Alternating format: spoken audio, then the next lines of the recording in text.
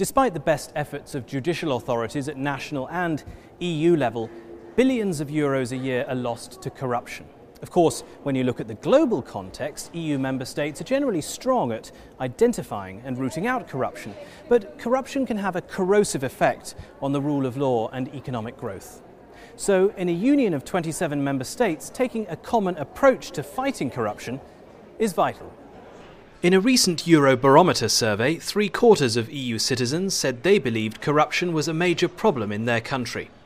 In another survey, almost 9 in 10 Europeans called for a greater role for the EU in tackling corruption. EU leaders have therefore made anti-corruption policy one of the pillars of the so-called Stockholm Programme, the framework for EU cooperation on judicial, police and legal matters.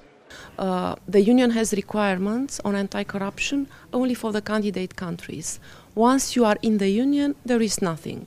No acquis, no mandatory decision taken at the level of the Union, no standards at the level of the Union. The anti-corruption is left with the national authorities. I think it's time to see that this is not really successful, and we need a common policy for the European Union. Monica Macovei is an MEP from our group and a former justice minister in Romania. This week she organised a hearing to give fresh momentum to the case for a formal EU anti-corruption policy. She told EPP TV that no EU member state can claim to be free of corruption.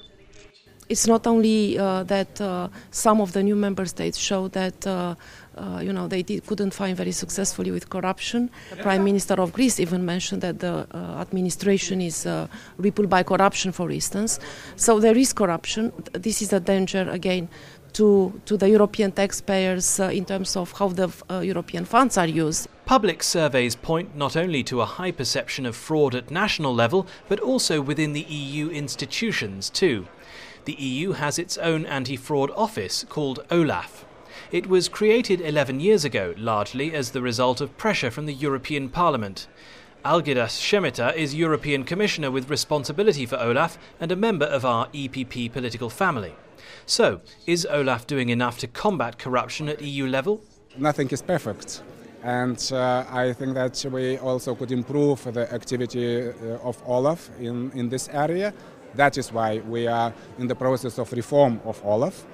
And the key elements of this reform will be related with the reduction of duration of investigations, also improvement of information sharing between OLAF and Commission DGs, also between OLAF and other agencies, between OLAF and Europol and Eurojust, between OLAF and member states. Supporters of more coordinated action at EU level against corruption believe it will give member states greater capacity to address the problem than they would otherwise have alone. And with organised crime a major international phenomenon, MEPs believe the EU's policy approach needs to catch up with its ambitions. What does Monica Macovei want to see happen now? A communication from the Commission on how this, on the policy on anti-corruption and how this mechanism should function. This is the next step I'm waiting for.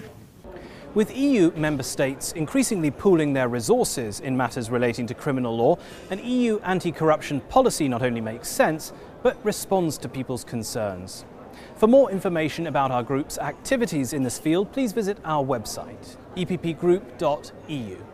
Thanks for watching, and see you again soon.